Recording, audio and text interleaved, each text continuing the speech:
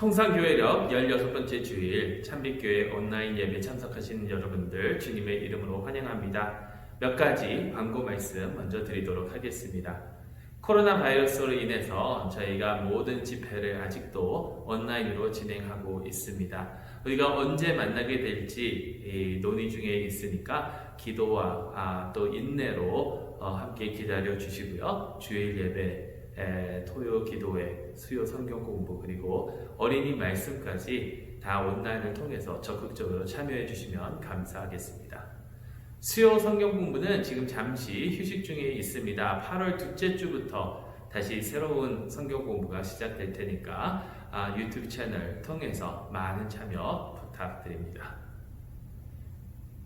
지난 몇 개월 동안 저희 교회에서 인턴으로 섬겨주신 박현민 전도사님 갑작스럽게 거주 문제 때문에 비자 문제 때문에 한국으로 돌아가시게 됐습니다. 너무나도 갑작스럽게 이렇게 결정이 된 일인데요.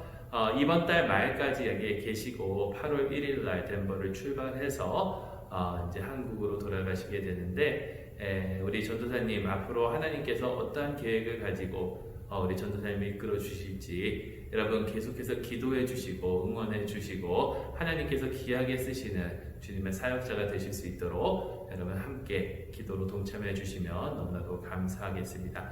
다음 주일에 온라인을 통해서 좀 더 공식적으로 전도사님께서 인사해 드리도록 하겠습니다. 광고 말씀은 여기까지고요. 우리 다 같이 기도하심으로 하나님께 예배드리도록 하겠습니다. 기도하겠습니다.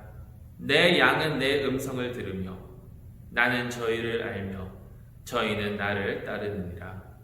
내가 저희에게 영생을 주노라.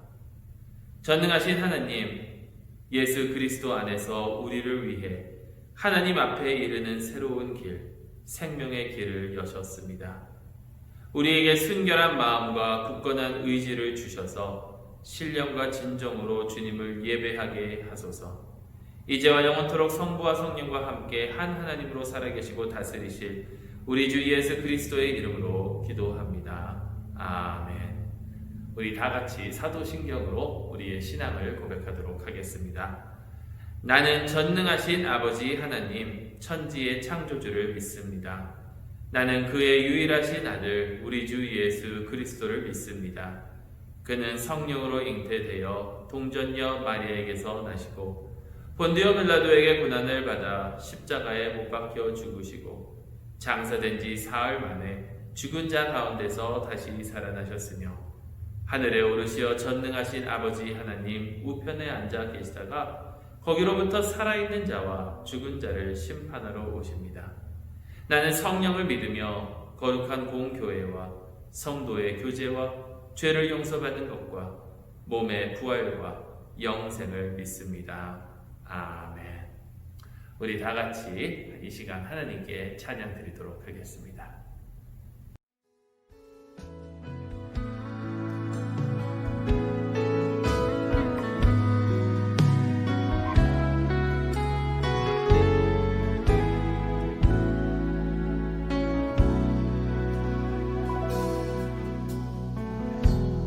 따스한 성령이 마음으로 보내 내 몸을 감싸며 주어지는 평안함 만족함을 느끼네.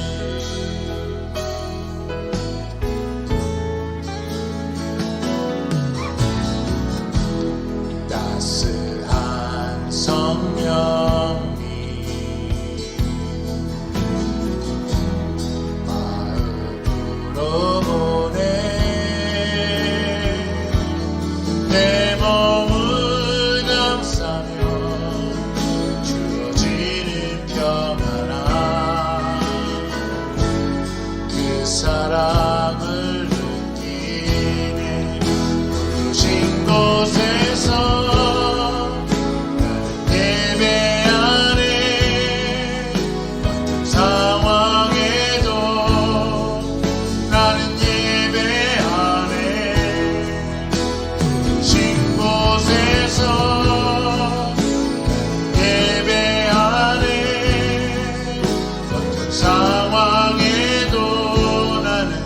예배하네.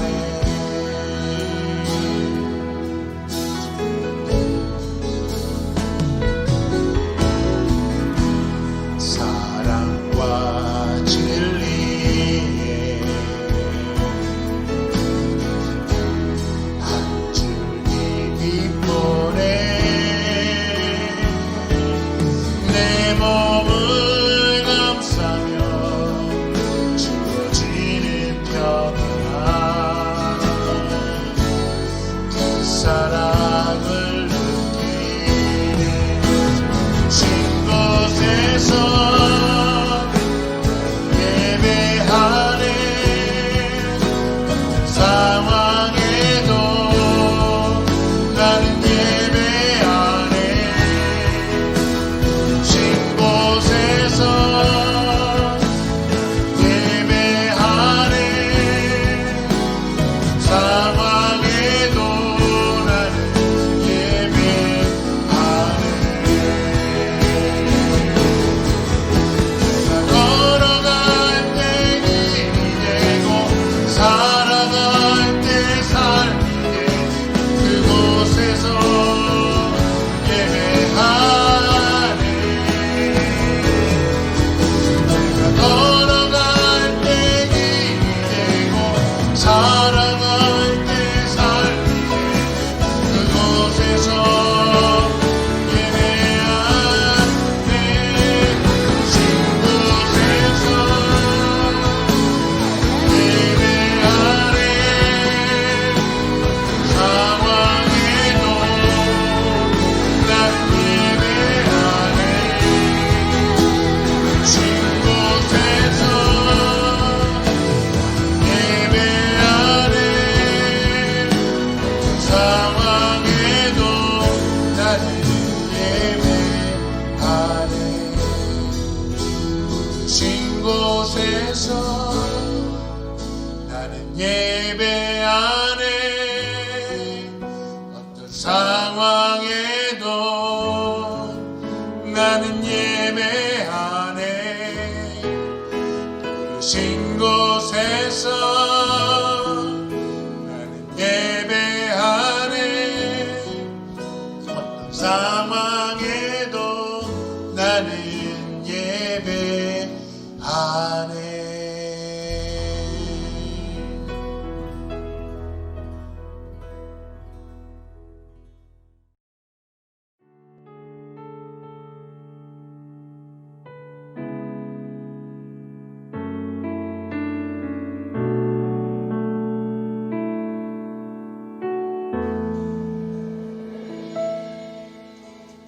주말 앞에 무릎 꿇고 그 사랑에 남기네. 어떤 말도 그 어떤 소리도 그 말 앞에서 잠잠해지네.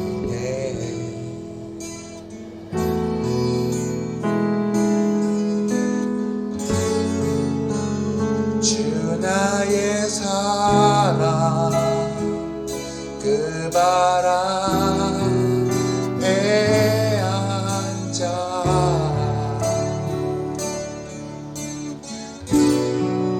내 모든 기도는 사랑의 노래가 되네. 주의 옷자락 만지며 주의 두 발을 씻기며 주님 그 발에 입 맞추 나의 왕관을 누리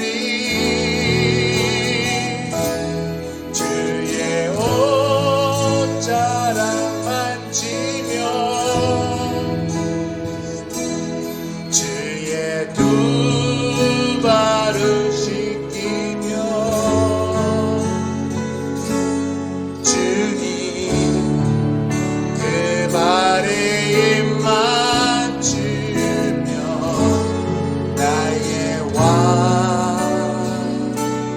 와는 놀이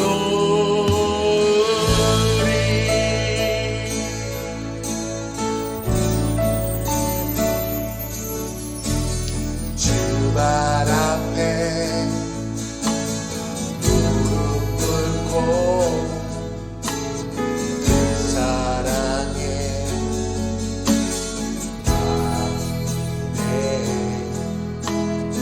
어떤 말도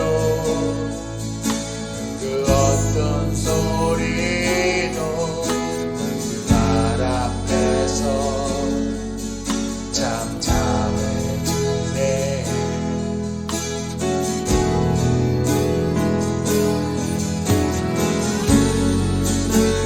주 나의 사랑 그 바람 배 앉아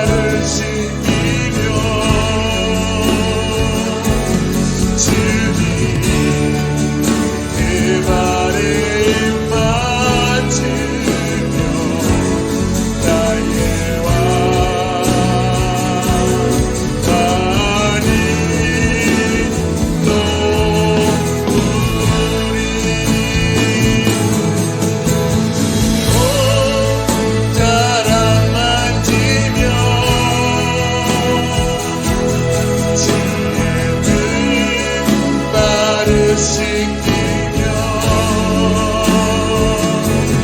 주님 그 발에 맞으며 나의 왕관을 놓으리 주의 옷자락 만지며 주의 눈발을 씻기며 주님 그 발에 맞으며 나의 왕관이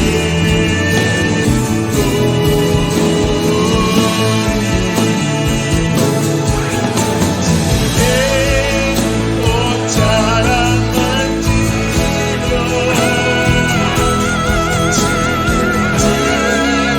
발을 씻기며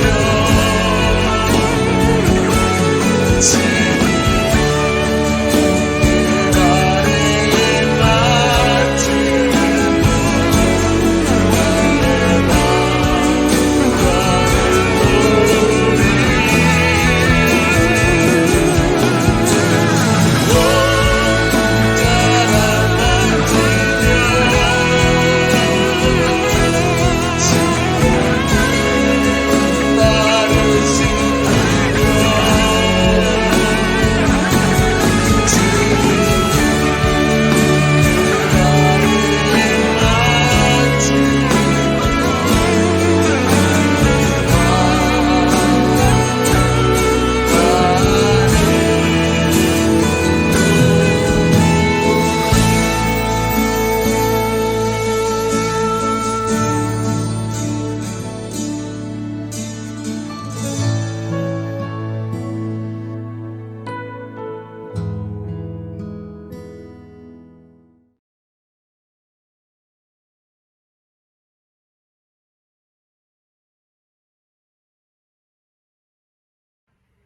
그러므로 형제들아 우리가 빚진 자로 돼 육신에게 져서 육신대로 살 것이 아니니라.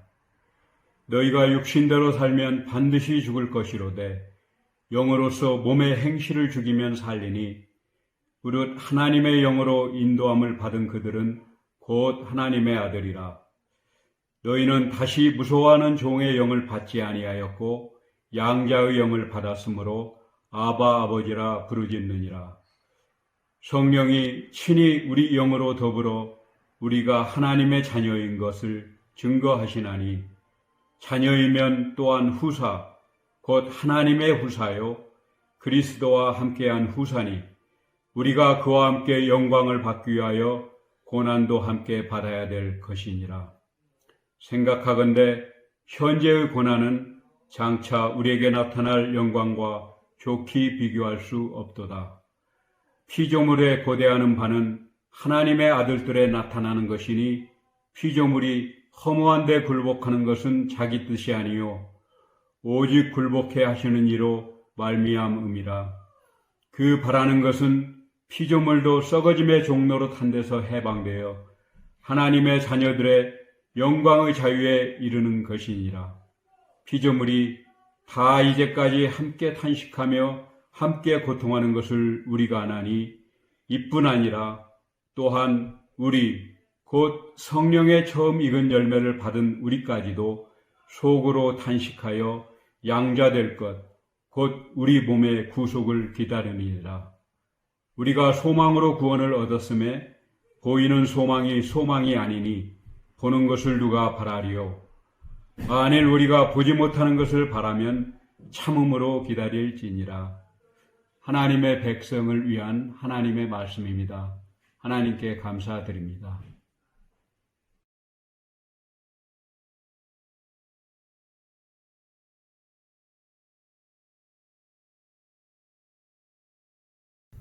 잠시 기도하고 같이 하나님 말씀 나누도록 하겠습니다.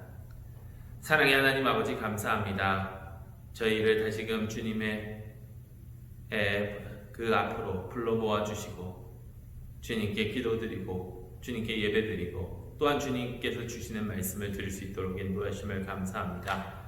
주의 말씀을 듣고 주님의 뜻대로 살아가는 저희 모두가 되게 하여 주시옵소서. 예수 그리스도 이름으로 기도드리옵나이다. 아멘.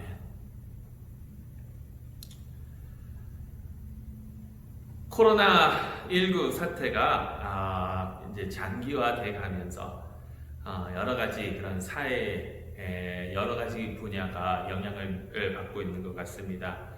몇몇 곳에서는 2차 감염이다라고 하고 또 여러 곳에서 확진자가 늘어나고 있는 그러한 상황이죠. 미국뿐만이 아니라 세계 곳곳에서 이런 상황들이 일어나고 있고 미국에서는 특히 남쪽에 있는 주들 플로리다, 루이지아나 그리고 애리조나가 제일 심각한 그런 상황에 있고 콜로라도는 지금 현재 상황으로는 괜찮지만 어제 본 뉴스에 의하면 이대로 가다가는 얼마 버티지 못할 거라는 그러한 예상도 나오고 있습니다. 코로나 사태가 이렇게 장기화되다 보니까 이게 이제 교회에 여러 가지 영향을 미치기도 하더라고요. 캘리포니아에서는 다시 실내 종교 모임이나 예배를 중단하라고 명령이 내려졌습니다.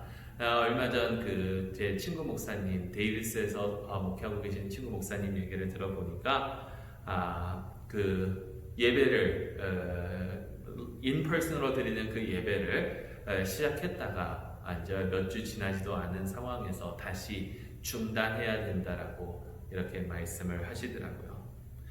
이러한 상황은 한국도 마찬가지입니다. 지난 7월 10일 한국에서는 정규 예배 외에 교회 행사 전면 금지 조치가 내려졌습니다.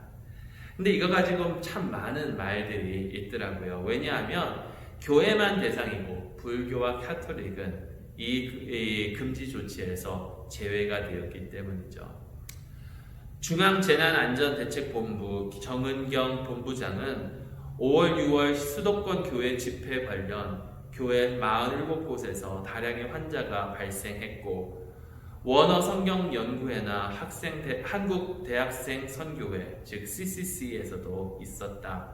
그러면서 최근에는 왕성교회나 광주 사랑의 교회, 안양 주영광교회 등 여러 교회들을 중심으로 한 소규모의 그 식사, 친목 모임에서 많이 발생했다라고 말하고 있습니다. 그래서 이 소규모 모임을 중단해야 되고 위반 시 300만 원 이하의 벌금이 내려진다라고 합니다. 또 어떤 시에서는 이러한 그 모임을 모이는 것을 고발을 하면 포상금까지도 주겠다라는 그러한 말도 이렇게 하더라고요. 그래서 종교 탄압이라는 말이 한국에서는 나오고 있습니다. 아까도 말씀드렸듯이 불교와 카톨릭은 제외하고 왜 교회만 이러는가? 회사나 또 커피숍 같은 데서 사람들이 만나는 것을 허용하면서 왜 교회만? 여러분 어떻게 생각하시는지 모르겠지만 이걸 가지고 참 제 주변에 있는 목사님들도 탄압이다, 아니다를 가지고 많이 이렇게 말씀하고 계시더라고요. 그 와중에 시카고 기쁨의 교회 손태환 목사님께서 올린 글을 이렇게 보게 되었습니다. 그 글은 이렇습니다. 내용은 이렇습니다. 종교 탄압이라는 말이 제겐 민망하게 들립니다. 원래 교회는 누군가를 위해 손해보고 억울한 것도 당하는 곳이 아니었나요? 더군다 누군가의 안전과 건강을 위한 일인데 그걸 위해 손해봐야 한다면 그걸 식당이 해야 할까요? 교회가 해야 할까요? 100번 양보해서 탄압이고 핍박이라고 하더라도 의를 위해 핍박받으면 기뻐하고 즐거워하라고 하신 예수님의 말씀을 다름 아닌 우리가 가르치지 않았었나요? 우리가 당하는 탄압은 묵묵히 혹은 기쁨으로 당하고 남이 당하는 탄압에는 분노하고 싸워야 하는 사람들이 교회 아니던가요? 왜 우리는 늘 이걸 반대로 할까요? 여러분들은 어떻게 생각하시는지 모르겠지만 개인적으로 이 글에 많이 동감하고 도전을 받았습니다. 원래 교회가 누군가를 위해서 손해보고 억울한 것을 당해야 하는 것이 아닐까요? 기독교인으로서 내가 더 양보해야 되고 모범을 보여야 하는 것이 아닙니까? 이러한 손태환 목사님 그 글에 답글이 여러 개가 있었는데 그 중에 답글 2개만 이렇게 소개해 드리고자 합니다. 케일리라는 분은 동감합니다. 세상이 1m 거리 두라고 하면 2m를 두어야겠지요. 다른 단체가 3번 모이면 교회는 한 번만 모여야 하지요. 더 조심하고 모범을 보여야 교회되는 것이 옳습니다. 저 회사의 모임은 허락하면서 교회에 허락하지 않는 이유가 뭐냐고 할 것이 아니라 교회는 이 어려운 시기를 이겨낼 수 있도록 선도적인 역할을 하겠노라고 선언해야 되죠. 그래야 세상을 이기며 세상을 이끄는 교회 되는 거지요. 제이 창이라는 분은 이렇게 얘기합니다. 진짜 이게 탄압이라면 달게 받아야죠. 현 시점 기독교가 살 수 있는 유일한 길이 탄압인데, 물론 탄압을 교회 희생의 도구로 생각하는 건 아닙니다. 진짜 탄압받는 분들, 억압받고 있는 분들 눈에는 어떻게 비출까요?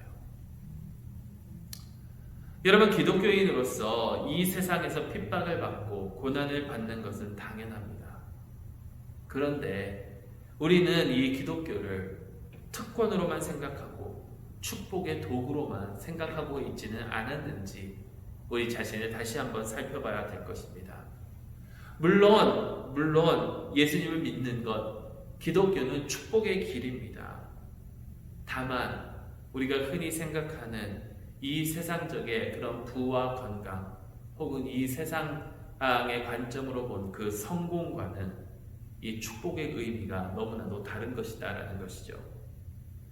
이 길은 어렵고 힘든 상황들이 있고 그것을 감수하면서 나아가는, 그래야만 하는 길이고 그것이 바로 믿는 자들의 삶입니다. 여러분, 기독교 신학 중에 세대주의라는 그런 신학이 있습니다. 그 세대주의는 뭐냐면 성경과 교회의 역사를 시대별로 구분해서 하나님의 통치 원리가 각 시대마다 다르고 또 그의 백성들의 구원의 방법들도 다르다라고 주장하는 그런 견해입니다. 저는 이 세대주의가 성경적이라고 절대 보지 않습니다. 왜냐하면 하나님의 구원의 방법은 시대마다 다른 것이 아니라 하나님의 구원의 방법은 처음부터 지금까지 오직 하나였어요. 예수 그리스도를 믿음으로써. 그런데 이 세대주의도 가끔 흥미로운 말을 할 때가 있습니다. 대표적인 게 뭐냐면 요한계시록에 나오는 그 7교회, 에베소로부터 시작해서 라오디게아 교회에 이르기까지 그 7교회가 이 세대주의 신학에서는 신학의 7시대를 상징하고 있는 신약 시대의 그 교회, 그것을 7개로 나누어서 그 7시대의 교회들을 상징하고 있는 것이라고 해석을 하더라고요. 예수님이 승천하시고 난 다음에 그 성령 강림 주일부터 지금까지 그 교회의 역사를 7시대로 나누어서 볼 때에 이 에베소 교회로부터 시작해서 라오디게아 교회까지 이르는 그 소아시아의 7교회가 그 시대들을 상징하고 있다는 거예요. 그러면서 말하는 것이 바로 이것입니다. 여러분, 그 소아시아의 그 교회 7교회 중 예수님께로부터 책망을 듣지 않은 오직 칭찬만 들은 교회 2교회가 있죠. 바로 스머나 교회와 빌라델피아 교회입니다. 스머나 교회와 빌라델피아 교회. 근데 이 세대주의는 뭐라고 그러냐면 그 2교회가 상징하고 있는 그 시대가 언제냐면 교회가 가장 핍박을 받았을 때라는 거예요. 교회가 가장 핍박을 받던 시절의 교회들이 예수님의 눈에서는 정말 귀하고 신실하고 그랬던 교회들이기 때문에 책망하지 않고 오로지 칭찬만 하셨다라는 거죠. 근데 이 7교회 중 칭찬은 받지 못하고 오로지 책망만 받은 그 교회가 있습니다. 바로 마지막 교회, 라오디게아 교회죠. 여러분, 라오디게아 교회가 상징하고 있는 그 시대는 언제냐면 민주주의를 통해서 교회의 권리 등을 주장하는, 그러니까 민주주의의 그 정치권을 등에 업어서 교회의 권리를 주장하는 오늘 바로 이 시대의 교회들이다라고 말하고 있더라고요. 여러분, 교회가 정치를 등에 업고 자신들의 이 권리만을 주장하기 시작하면 저는 교회의 본질을 이미 잃었다라고 생각을 합니다. 어떻게 보면 미국의 현실이 바로 이것이 아닙니까?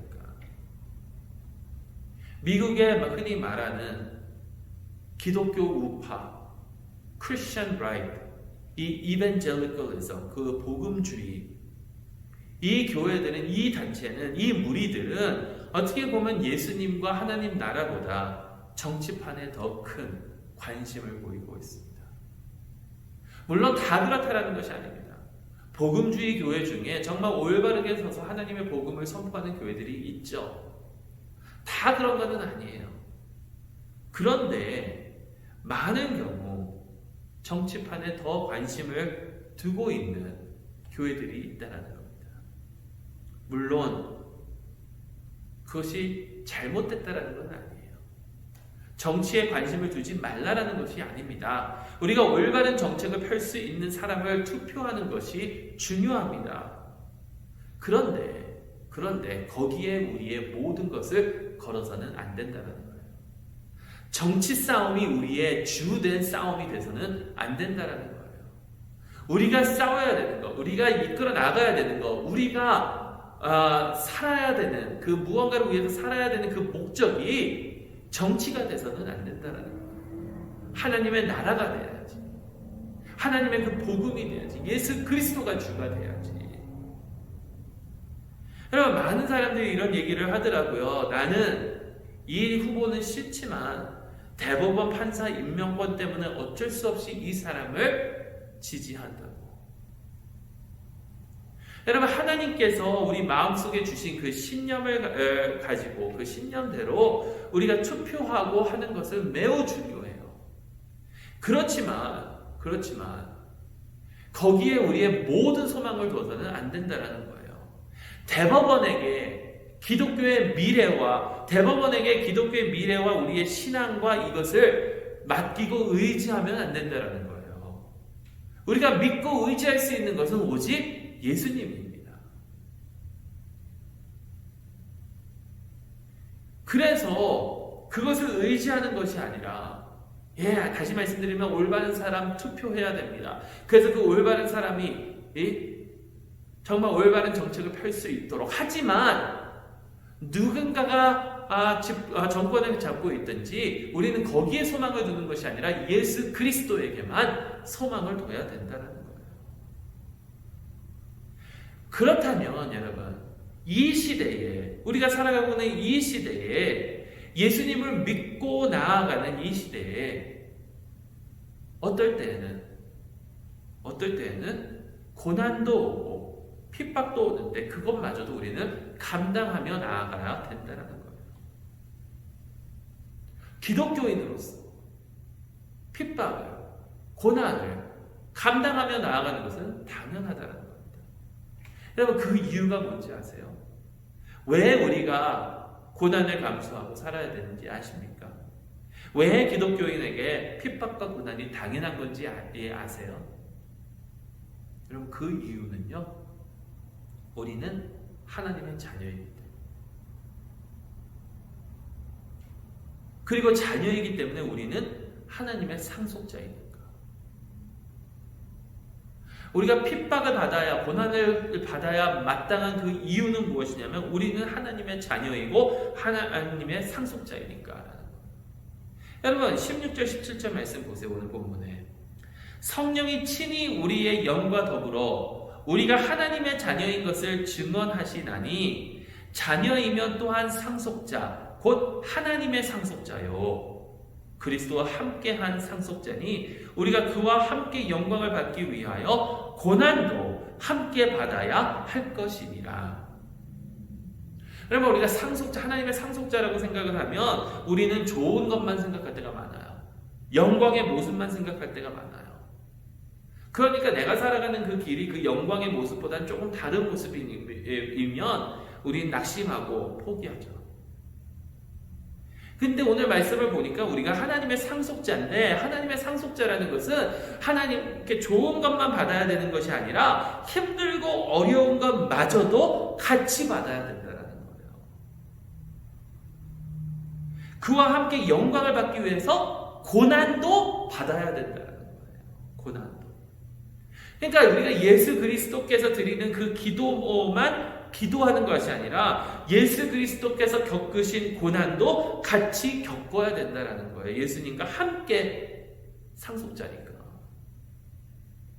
하나님의 가족으로서 이 세상이 하나님을 거부하고 버린 것처럼 우리도 거부받고 이 세상으로부터 거부당하고 버림받는 것을 감당해야 된다는 겁니다. 그래서 성경학자인 N.T. 라이트는 이렇게 얘기해요. 상속의 길, 즉 영광의 길은 이 둘은 똑같은 것인데, 상속길, 영광의 길은 똑같은 것인데 그 길은 고난의 길과 함께 놓여져 있다. 우리는 고난을 감당해야 합니다.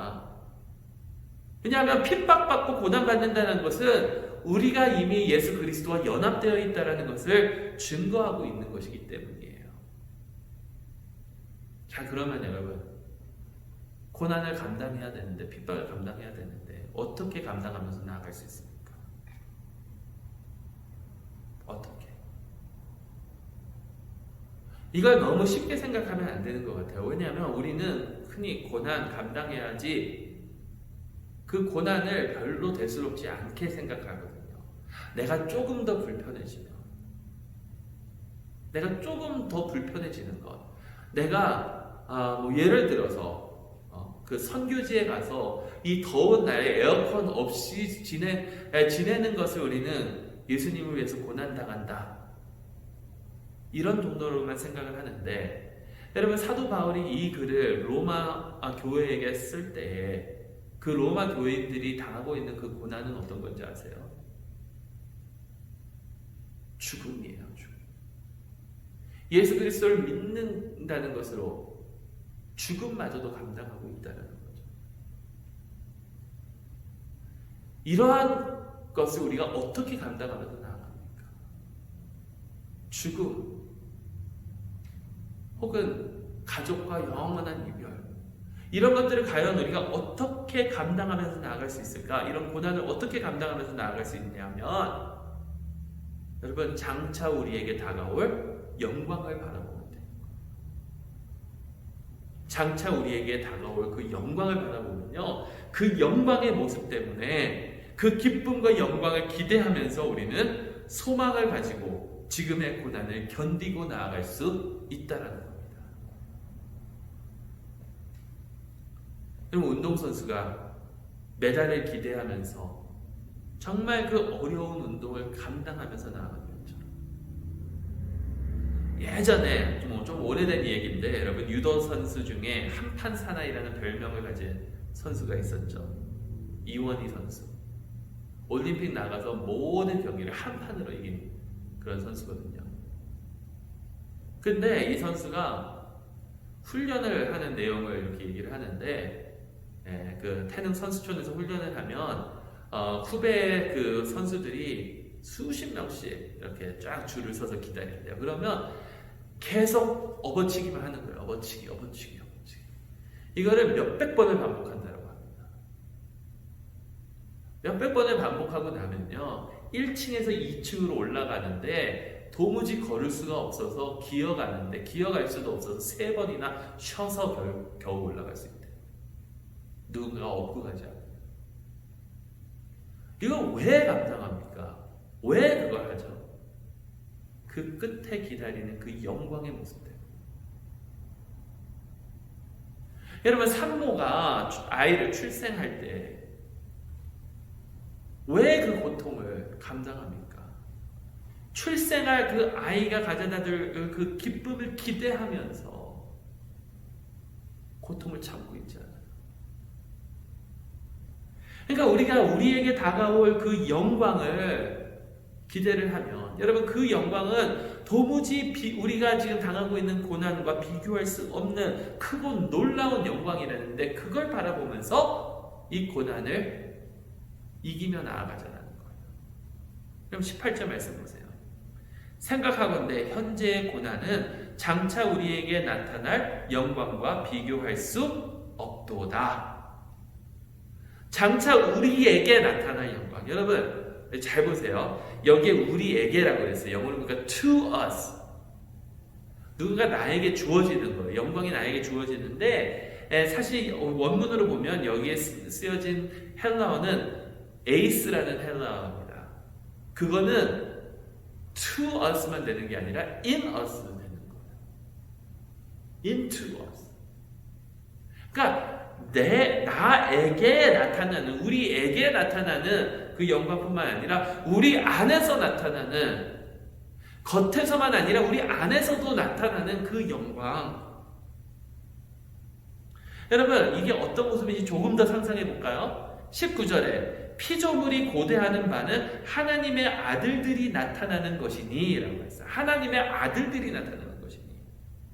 이건 뭐냐면 피조물이 뭘 기대하고 있냐면 우리가, 여러분과 제가 하나님을 믿는 모든 사람들이, 예수님을 구주로 영접한 모든 사람들이 하나님의 아들들로 이 세상에 공포되는 것, 선포되는 것을 지금 기다리고 있다는 거예요. 여러분 상상해 보세요. 상상해 보세요. 내가 하나님의 아들로 선포되는 것, 이 세상에.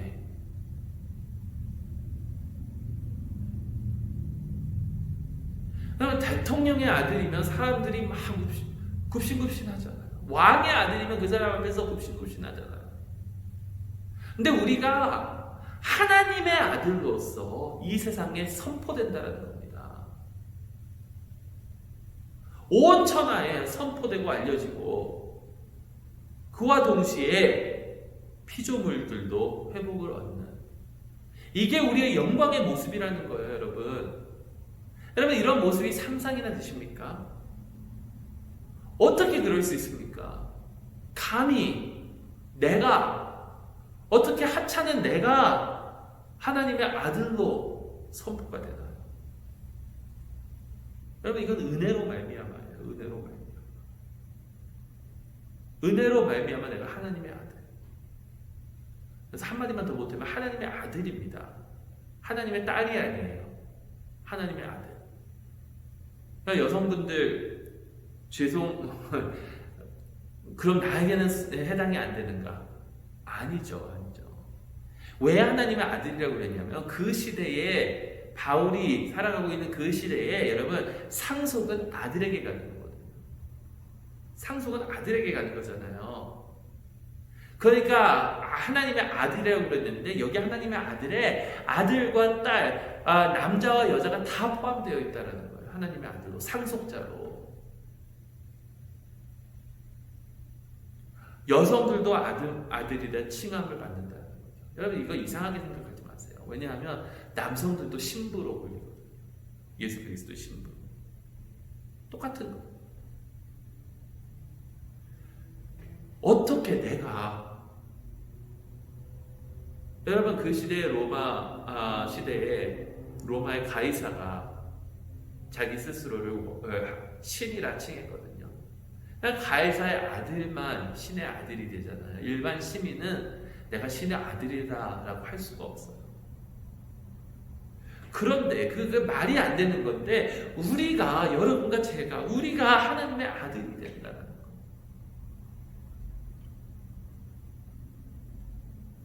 그냥 먼 아들이 아니라 그냥 여러 아들 중에 하나가 아니라 양자로 택함을 받은, 그래서 우리 하나님을 아빠, 아버지라고 부를 수 있는 그 은밀한 관계가 형성이 되는, 여러분 우리가 하나님과 멀었었지만, 우리가 하나님을 등졌지만, 우리가 하나님과의 그 관계가 단절되었었지만 하나님께서는 그 관계를 회복시켜 주시고 우리를 양자로 택하여 주는 것뿐만 아니라 가장 가까운 그 부자의 그 관계를 맺어주신다라는 거예요. 여러분, 이게 얼마나 놀라운 은혜입니까?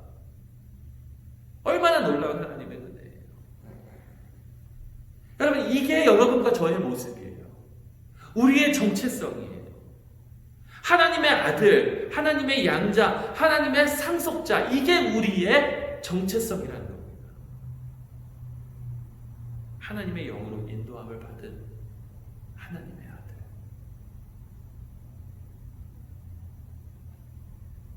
여러분, 이 아들이 받을 거는요, 놀라운 그 영광의 모습입니다. 그 모습을 생각하면서, 그 모습을 기대하면서, 그 모습을 소망하면서 이 세상이 어떠한 고통을 나에게 줄지라도, 어떠한 핍박을, 어떠한 어려움을 내게 줄지라도, 그래서 내가 어떠한 손해를 감당해야 할지라도 소망을 가지고, 인내를 가지고 그 모든 것을 이기면서 하나님 앞에 신실하게 나아가는 저 여러분들이 될 수 있기를 바랍니다. 이러한 다른 모습을 보일 때에 하나님은 우리를 하나님의 아들로 온 세상에 선포하여 주실 것입니다. 그 영광의 날을 기대하면서 소망을 가지고 늘 승리하는 저 여러분들이 될 수 있기를 주님의 이름으로 축원합니다. 기도하시겠습니다. 사랑의 하나님 아버지, 오로지 주님의 그 아들로서, 하나님의 상속자로서 주님께서 저희에게 주실 그 영광의 모습을 기대하며 그 어떠한 어려움도, 그 어떠한 핍박도, 그 어떠한 고난도 인내를 가지고 감당하며 승리할 수 있는 저희가 되게 하여 주시옵소서. 저희의 삶을 통해서 이 세상이 변화가 되고 주님께서 영광 받으시기를 간절히 소망하오며 예수 그리스도의 이름으로 기도드리옵나이다. 아멘.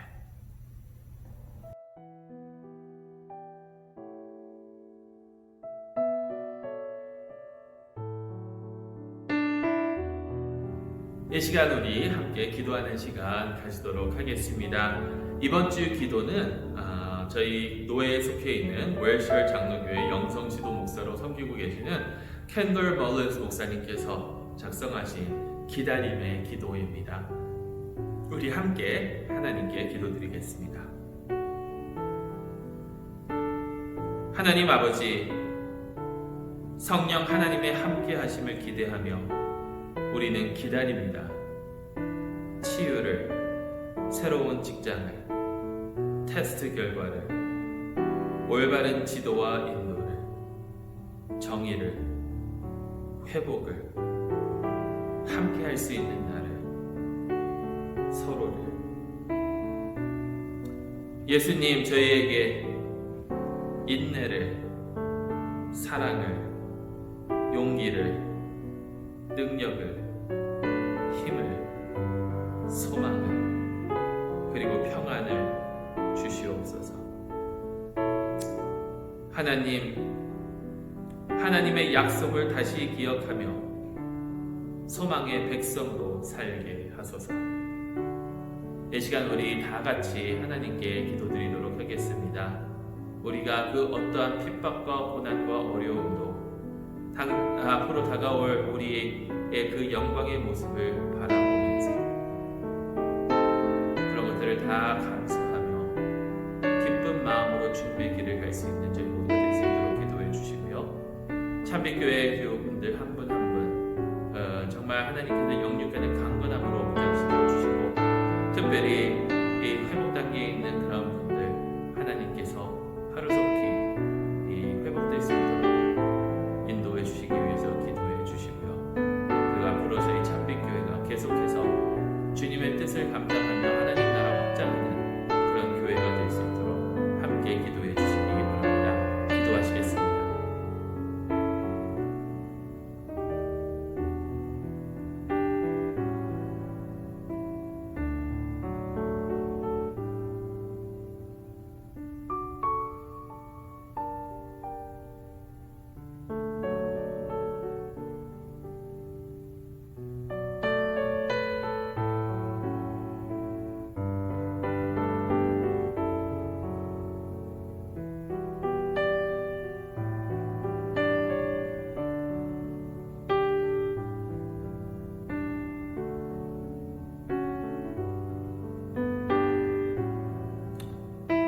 하나님 주님의 그 놀라운 은혜와 긍휼 안에서 저희의 기도를 들어주시옵소서.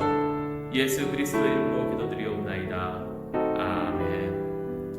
우리 다같이 이 시간 찬송가 484장 내 맘의 주여 소망되소서 우리 함께 부르시고 축도로 예배하시도록 하겠습니다.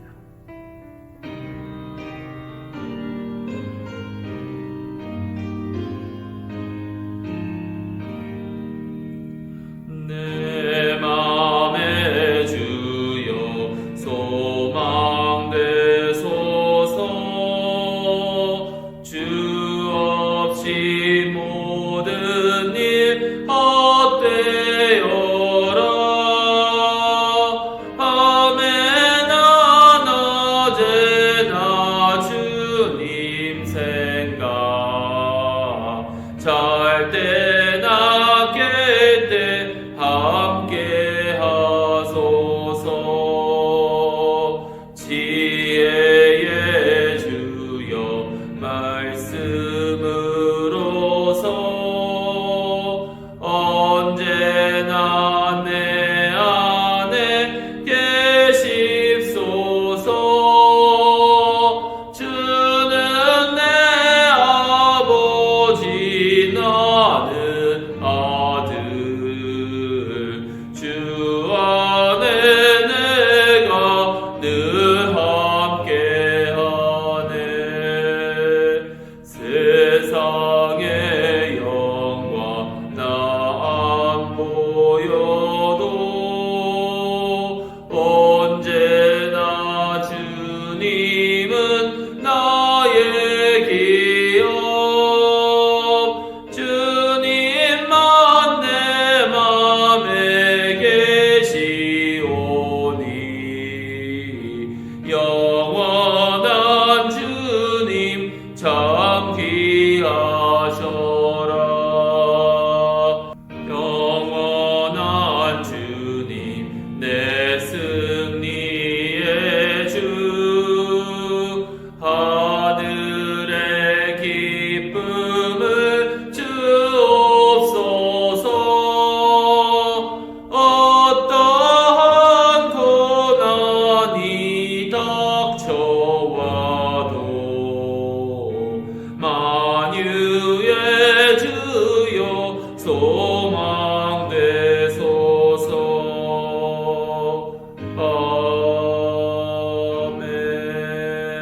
아멘. 이제는 우리 주 예수 그리스도의 은혜와 아버지 하나님의 크시고 놀라우신 사랑과 성령 하나님의 감화 감동하시고 교통하심이 오로지 주님만 바라보며 주님만 의지하며 주님의 그 양자로서 상속자로서 주님께서 주시는 모든 것을 감당하며 나아가기를 소망하는, 그래서 주님의 은혜로 말미암아 그 영광의 날에 이르기를 소망하는 주님의 백성들 머리 위에 이제로부터 영원토록 함께 하시기를 간절히 축원하옵나이다. 아멘.